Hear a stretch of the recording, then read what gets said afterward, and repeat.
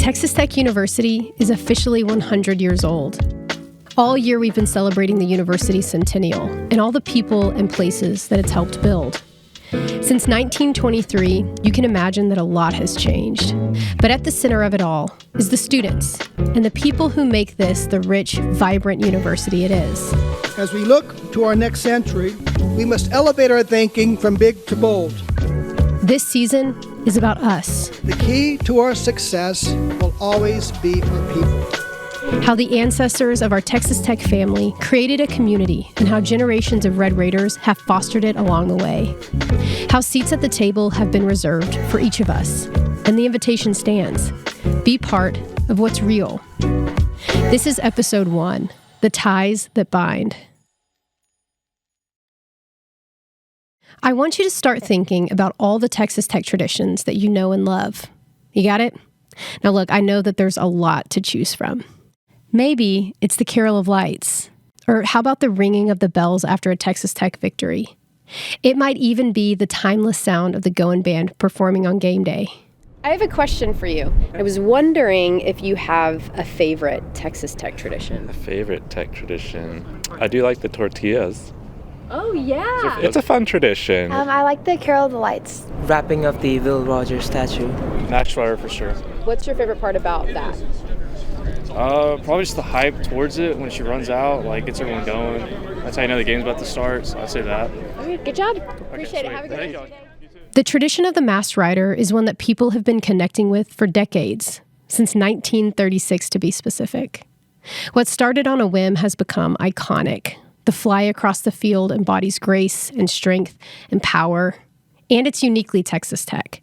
To the world, it's a glamorous affair.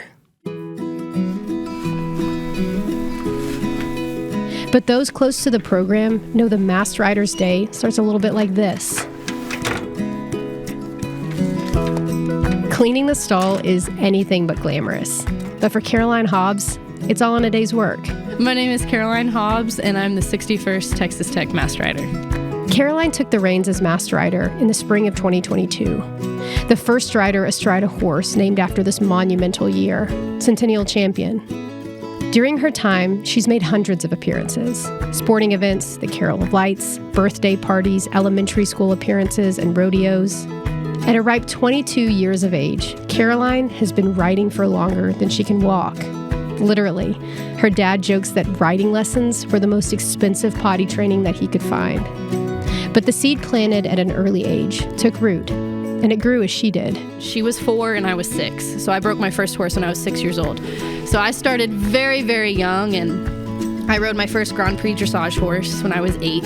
I was fully immersed. She has an expansive memory bank of all the horses she's had over the years, each one of them with a different story, holding a special place.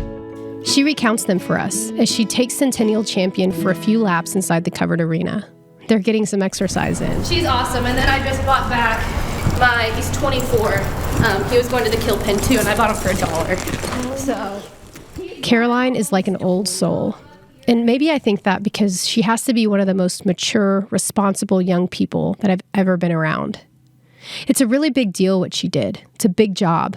And yeah, she had a lot of fun doing it, but she took this really seriously. What is something that you will never forget that was maybe expected or unexpected about this experience? one of my favorite events was the photo shoot and video shoot that we did at Dan Law with Fearless, and that was so cool. They had they made the light. Caroline is unique. She's both the first and the last. She was the last rider to work with Fearless Champion as he ended his 10-year stint, and the first one to present Centennial Champion to the Red Raider family. She's talking about an institutional commercial that was filmed last summer, and it is pretty amazing. You can find it on our YouTube channel. My aunt from San Angelo sent it to me, and she was like, we saw you, on TV today. And I was expecting, just like a news or ESPN video or something. And it was that. I was at my house and I just started bawling just because it, one, reminded me of Fearless and how much, he had done for this program and how much I missed him. But then it also reminded me of how cool that one, once of a lifetime. Not many riders can say they got to do something like that. Every rider does football. Generations of riders have made their mark in one way or another. The first female rider, the one with the most appearances, the last one to ride a beloved horse into the sunset. It's hard to put into words the significance of this program for the people that are involved in it. For Caroline, the 60 riders before her, and the thousands who have helped over the years, it's membership in a club that makes acquaintances feel like family. The soft bristles of the brush fleck loose dust and hair into the still, thick air inside the stall. He's dusty after his run, and a little bit sweaty too. But Caroline takes great joy in the small things.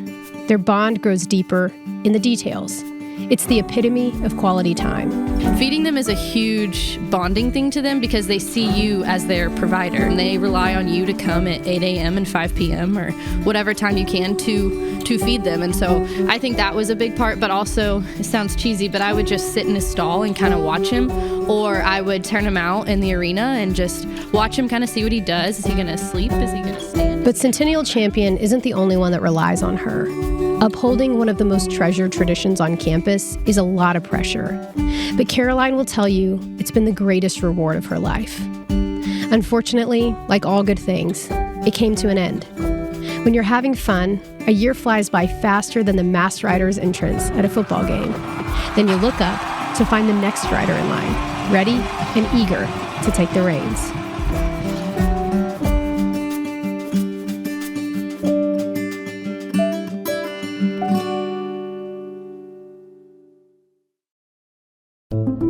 Hi, my name is Glennis Young. I'm the editor of Texas Tech's Evermore magazine. In our office, we're driven by stories. They might be written or through photos or video, through podcasts like the one you're listening to right now. And as storytellers, we believe it's a privilege to bring people together through shared experiences. It's what Fearless does, and it's what Evermore does. Be part of the journey with us as we uncover all the ways Texas Tech is proving that from here it's possible. And if you're interested in learning more about Evermore, visit today.ttu.edu/evermore.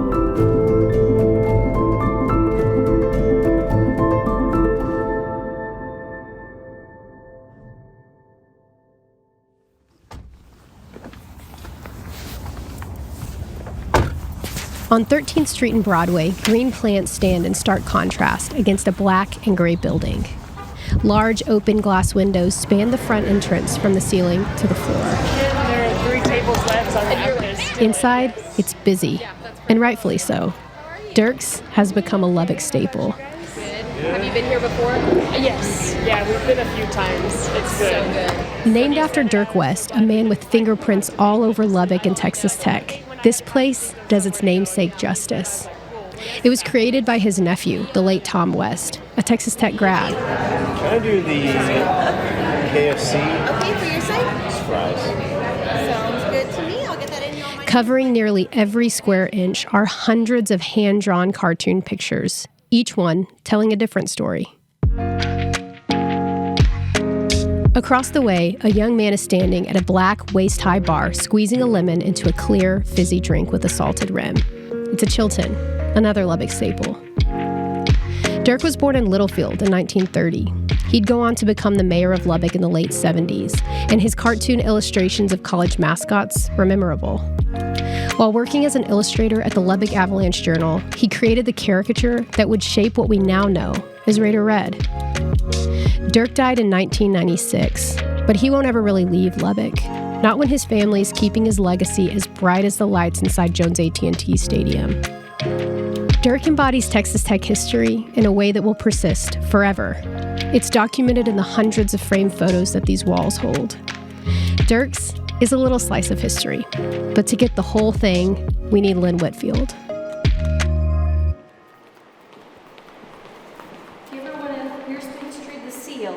We're walking into Southwest Collections now where we find her. She's the university archivist. And if there's any part of Texas Tech history that you want to know about, she is your person.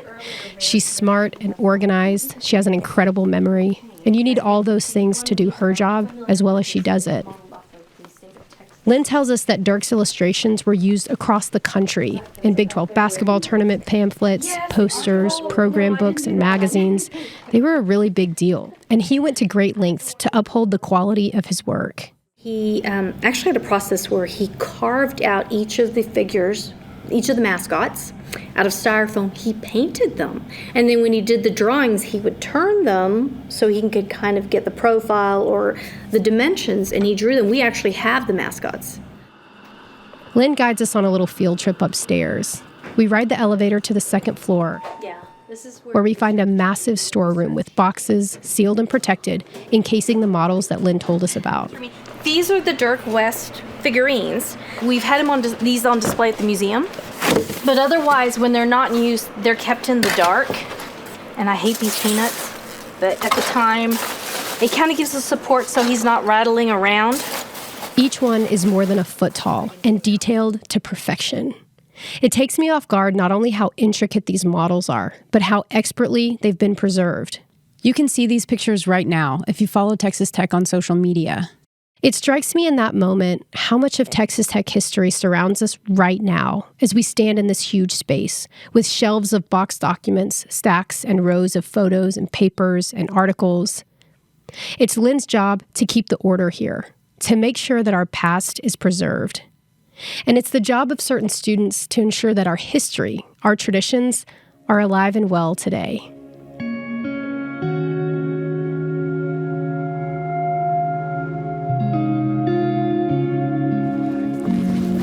Okay, hat, please. Work with us. Caroline Hobbs is pulling a black satin mask over the eyes of Lauren Bloss, meticulously placing the iconic flat-brim black suede hat atop her head. It's late April, a beautiful, sunny, windless day, a West Texas spring treasure. If it's too high, just leave it. Okay.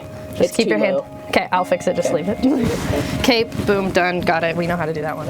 Lauren fastens the Masked Rider cape around her neck for the very first time. Today will mark her first appearance as the 62nd Masked Rider. My parents were in the car when Steph called, and my dad started crying. It was really cute. And my mom was trying to get groceries at the same time. She's like, what do we want for dinner? I'm like, it's the call. I'm here with our photographer, Ashley.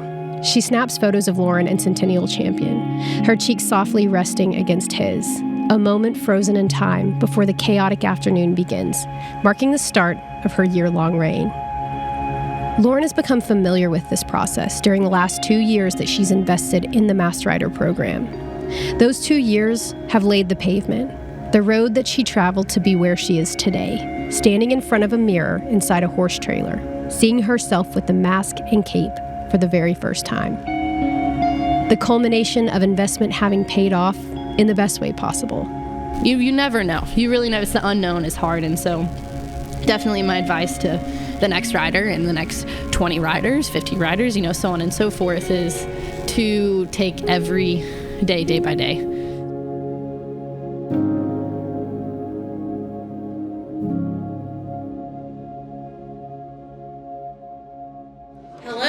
Good afternoon, everybody. Thank you for joining us today for the Transfer of Reins ceremony. We're so happy to have you here. We get to celebrate our 61st Masked Rider today, Caroline Hobbs, for her year of service, and we get to welcome our 62nd Masked Rider, Lauren Bloss, into our program. Transfer of the reins and passing of the guns is where the new Masked Rider is named, and where the identity of the previous year's Raider Red is revealed for the first time. Among the sea of people joined together at the Merced Alumni Center, 2 clapping hands belong to a man who's attended this event before, joining in person to celebrate the journey that Raider Red has taken. Passing of the guns back in 1971 was, here's the head. It was papier-mâché chicken wire. The head weighed 25 pounds. If I got off center a little bit, I would pretty much be on the ground. Jim's smile reaches his light blue eyes behind tan and brown-rimmed glasses. His gray vest features the hat and mustache of an illustrated Raider Red printed on his left chest pocket. His name badge reads Jim Gaspard, Raider Red, 1971. Dinah and I, my wife, we were dating when we created Raider Red in Wells Hall, which is no longer here. They celebrated 50 years of marriage in the spring. It's something he proudly shares. Years ago, many stadiums wouldn't allow live animals to appear for opposing teams. So, without the appearance of the Masked Rider, there would be no mascot for Texas Tech on the road and at indoor sporting events. I did call Dirk West and asked Dirk if I could take his old Red cartoon character that he had in his syndicated cartoons And if I could use him as kind of a model for a little mini mascot that we wanted to do at Tech, conversation was probably 60 seconds. He said, sure. So it's been a lot of fun to see our Raider Reds grow up over the last 50 years. We're so honored to be part of that legacy here at Texas Tech. All right, I want to welcome you and thank you for coming to our 17th annual Passing of the Guns ceremony. My name is Bruce Bills. I'm cheer and mascot coach and had the privilege of serving with the students over these years as they served Texas Tech. Raider Red and the Masked Rider, icons as familiar as an old friend. They'll still be here when you come back, whether you're on campus or not. These are some of the things that show us we're home. They welcome us back like a warm blanket. A university's traditions are what set it apart. It's the moments that resonate in our memory, drawing us ever more back to this place.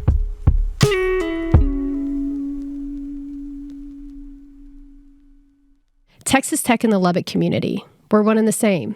Campus buildings don't serve as a boundary that separate one from the other, and we wouldn't have it any other way. The ties that bind us are strong, and we see it in the way the community rallies for Red Raiders as they find success at the highest level. Bruce Bills and Aaron Alvarado, they know that.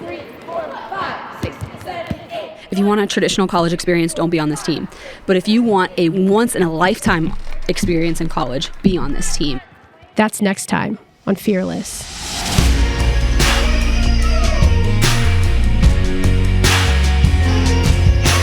Fearless is produced by the Texas Tech Office of Communications and Marketing. It's hosted and written by me, Taylor Peters, and co-produced by Allison Hirth. Thomas Boyd is our audio engineer. He does sound design and edits this podcast. And don't forget to follow Texas Tech University on social media. Fearless is a Texas Tech production. From here, it's possible.